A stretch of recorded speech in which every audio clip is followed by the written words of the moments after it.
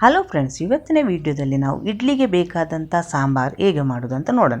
1 ಚಮಚ ಎಣ್ಣೆ ಹಾಕ್ಕೊಂಡು ಅದಕ್ಕೆ ಒಂದು 4 ರಿಂದ 5 ಬ್ಯಾಡಗಿ ಮೆಣಸಿನ್ಕಾಯಿ, 1/4 ಚಮಚದಷ್ಟು ಕಡಲೆಬೇಳೆ, 1 ಚಮಚದಷ್ಟು ಅವಿಜ, 1/4 ಚಮಚದಷ್ಟು ಜೀರಿಗೆ, 1/4 ಚಮಚದಷ್ಟು ಉದ್ದಿನಬೇಳೆ ಮತ್ತು ಒಂದು 4 ರಿಂದ 5 ಕಾಳಷ್ಟು ಮೆಂತೆಯನ್ನು ಹಾಕ್ಕೊಂಡಿದ್ದೇನೆ.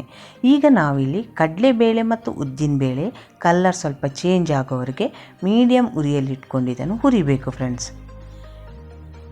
ಈಗ ನಾನು ಇಲ್ಲಿ ಒಂದು ಆಲೂಗಡ್ಡೆ ಮತ್ತು ಒಂದು ಅರ್ಧ ಈರುಳ್ಳಿಯನ್ನು ತಗೊಂಡು ಇಲ್ಲಿ ಬೇಯಲು ಇಡ್ತಿದ್ದೇನೆ ಫ್ರೆಂಡ್ಸ್. ತರಕಾರಿ ಇಲ್ಲ ಅಂದರೂ ನಾವು ಈ ಸಾಂಬಾರನ್ನು ಮಾಡ್ಕೋಬೋದು, ಆದರೆ ನಾನಿಲ್ಲಿ ಒಂದು ಆಲೂಗಡ್ಡೆ ಮತ್ತು ಈರುಳ್ಳಿಯನ್ನು ತಗೊಂಡಿದ್ದೇನೆ ಫ್ರೆಂಡ್ಸ್. ಈಗ ಒಂದು ಮಿಕ್ಸಿ ಜಾರ್ಗೆ ಒಂದು 1/4 ಕಪ್ಪಷ್ಟು ತೆಂಗಿನಕಾಯನ್ನು ತಗೋಬೇಕು ಫ್ರೆಂಡ್ಸ್. ಭಾಳ ತೆಂಗಿನಕಾಯಿ ಬೇಡ ಫ್ರೆಂಡ್ಸ್. ಈಗ ಇದಕ್ಕೆ ನಾನು ಹುರಿದಿಟ್ಟಂಥ ಮಸಾಲವನ್ನು ಹಾಕ್ಕೊತಿದ್ದೇನೆ. ಅದಕ್ಕೆ ಸ್ವಲ್ಪ ನೀರು ಹಾಕ್ಕೊಂಡು ನೈಸಾಗಿ ಇದನ್ನು ರುಬ್ಕೋಬೇಕು ಫ್ರೆಂಡ್ಸ್.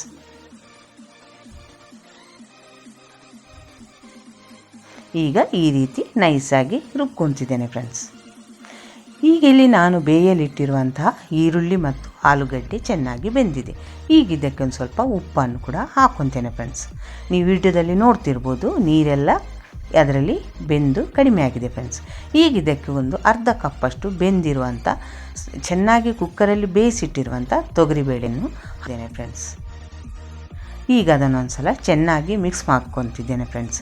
ಈಗ ಇದಕ್ಕೆ ನಾನಿಲ್ಲಿ ಟೊಮೆಟೊ ಹಣ್ಣಿನ ಬದಲು ಹುಣಸೆ ಹಣ್ಣನ್ನು, ಒಂದು ಅರ್ಧ ಹೋಳು ಲಿಂಬೆ ಹಣ್ಣಿನ ಗಾತ್ರದಷ್ಟು ಹುಣಸೆ ಹಣ್ಣಿನ ನೀರನ್ನು ಕೂಡ ರೆಡಿ ಮಾಡಿಟ್ಕೊಂಡಿದ್ದೇನೆ ಫ್ರೆಂಡ್ಸ್. ಈಗ ನಾನು ಇದಕ್ಕೆ ಬೆಂದಿರುವಂಥ ಆಲೂಗಡ್ಡೆಗೆ ರುಬ್ಬಿರುವಂಥ ಮಸಾಲವನ್ನು ಕೂಡ ಸೇರಿಸ್ಕೊತೇನೆ ಫ್ರೆಂಡ್ಸ್. ಈಗ ನಿಮಗೆ ಎಷ್ಟು ಕ್ವಾಂಟಿಟಿ ಬೇಕೋ ನೋಡಿಕೊಂಡು ನೀರನ್ನು ಹಾಕ್ಕೊರಿ ಫ್ರೆಂಡ್ಸ್. ಸಾಮಾನ್ಯವಾಗಿ ಇಡ್ಲಿಗೆ ಸ್ವಲ್ಪ ಸಾಂಬಾರು ನೀರಾಗಿದ್ರೇ ತುಂಬ ರುಚಿ ಅನ್ನಿಸುತ್ತೆ ಫ್ರೆಂಡ್ಸ್. ಆದರೆ ಅದು ನಿಮ್ಮ ಇಷ್ಟಕ್ಕೆ ಎಷ್ಟು ಬೇಕು ನೋಡಿಕೊಂಡು ನೀರನ್ನು ಸೇರಿಸ್ಕೊರಿ. ಈಗ ನಾನಿಲ್ಲಿ ಹುಣಸೆ ಹಣ್ಣಿನ ನೀರನ್ನು ಕೂಡ ಇಲ್ಲಿ ಸೇರಿಸ್ಕೊತೇನೆ ಫ್ರೆಂಡ್ಸ್. ಮತ್ತು ಒಂದು ಅರ್ಧ ಚಮಚದಷ್ಟು ಬೆಲ್ಲವನ್ನು ಕೂಡ ಇಲ್ಲಿ ಹಾಕ್ಕೊಳ್ಳೋಣ ಫ್ರೆಂಡ್ಸ್. ಯಾಕೆಂದರೆ ಹುಣಸೆ ಹಣ್ಣನ್ನು ಸೇರಿಸ್ಕೊಂಡ್ಮೇಲೆ ಸಾಂಬಾರಿಗೆ ಸ್ವಲ್ಪ ಸಕ್ಕರೆ ಅಥವಾ ಬೆಲ್ಲವನ್ನು ಸೇರಿಸ್ಕೋಬೇಕು. ನಾನೊಂದು ಸ್ವಲ್ಪ ಬೆಲ್ಲವನ್ನು ಇಲ್ಲಿ ಸೇರಿಸ್ಕೊತೇನೆ ಫ್ರೆಂಡ್ಸ್. ಈಗ ನಿಮಗೆ ಇಲ್ಲಿ ಉಪ್ಪು ಅಥವಾ ಏನಾದರೂ ಸ್ವಲ್ಪ ಖಾರ ಕಡಿಮೆ ಅನಿಸಿದರೆ ಇಲ್ಲಿ ನೀವು ಸೇರಿಸ್ಕೋಬಹುದು ಫ್ರೆಂಡ್ಸ್. ಈ ಚಾನಲ್ಗೆ ಹೊಸಬರಾದರೆ ಈ ಚಾನಲನ್ನು ಸಬ್ಸ್ಕ್ರೈಬ್ ಮಾಡ್ಕೊಳ್ಳಿ. ಬೆಲ್ ಐಕಾನನ್ನು ಆಲಲ್ಲಿ ಸೆಟ್ ಮಾಡಿದರೆ ನಾನು ಮಾಡೋ ವಿಡಿಯೋ ನಿಮಗೆ ನೋಟಿಫಿಕೇಷನಲ್ಲಿ ಬಂದುಬಿಡುತ್ತೆ ಫ್ರೆಂಡ್ಸ್. ಈಗ ಇದೆಲ್ಲವನ್ನು ಮಿಕ್ಸ್ ಮಾಡಿದ ಮೇಲೆ ಈ ರೀತಿ ಒಂದು ಕುದಿ ಬಂದರೆ ಸಾಕು ಫ್ರೆಂಡ್ಸ್. ಈಗ ಇದಕ್ಕೆ ನಾನು ಒಂದು ಒಗ್ಗರಣೆಯನ್ನು ರೆಡಿ ಮಾಡ್ಕೊಳ್ಳೋಣ ಫ್ರೆಂಡ್ಸ್.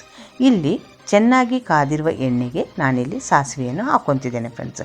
ಸಾಂಬಾರಿಗೆ ಬೇಕಂತ ಒಗ್ಗರಣೆಗೆ ಮೇಯ್ನಾಗಿ ಇಂಗು ಮತ್ತು ಬ್ಯಾಡಗಿ ಮೆಣಸಿನ್ಕಾಯನ್ನು ಹಾಕ್ಕೋಬೇಕು ಫ್ರೆಂಡ್ಸ್. ಇಲ್ಲಿ ಕರಿಬೇವು ಮತ್ತೊಂದು ಬ್ಯಾಡಗಿ ಮೆಣಸಿನ್ಕಾಯನ್ನು ಹಾಕ್ಕೊತಿದ್ದೇನೆ ಮತ್ತು ಒಂದು ಪಿಂಚಷ್ಟು ಇಂಗನ್ನು ಕೂಡ ಇಲ್ಲಿ ಸೇರಿಸ್ಕೊತಿದ್ದೇನೆ ಫ್ರೆಂಡ್ಸ್.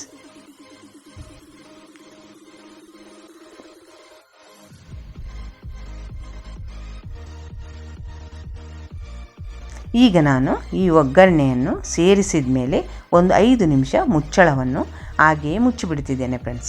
ಯಾಕೆಂದರೆ ಒಗ್ಗರಣೆ ಘಮ ಹೋಗಬಾರ್ದಂತ ಮುಚ್ಚಳವನ್ನು ಹಾಗೆಯೇ ಮುಚ್ಚಿಡ್ತಿದ್ದೇನೆ. ಈ ರೀತಿ ನೀವು ಸಾಂಬಾರು ಮಾಡಿದ್ರೇನಂತ ನನಗೆ ಕಾಮೆಂಟ್ ಸೆಕ್ಷನಲ್ಲಿ ತಿಳಿಸಿ ಫ್ರೆಂಡ್ಸ್. ಈ ವಿಡಿಯೋವನ್ನು ನೀವು ನೋಡಿದ್ದಕ್ಕೆ ನಿಮಗೆ ತುಂಬ ಧನ್ಯವಾದಗಳು.